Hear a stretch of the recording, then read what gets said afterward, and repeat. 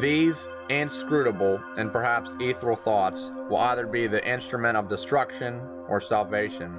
One is either the author of one's events, or one is at the mercy of fatalism, or perhaps it's something incomprehensible, where composing elements are fused together and there are multiple variables that transgress through space and time, untethered by one specific doctrine, for following one concept with fervor often leads to extreme bias and narrow-mindedness, and at its worst, complete corruption.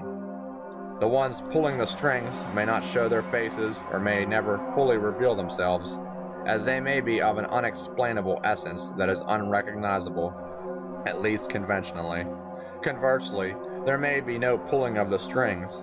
Perhaps everything that is attuned together universally actually has no rhyme or reason, and or is damned to be forever discordant and languish in unmitigated despondency.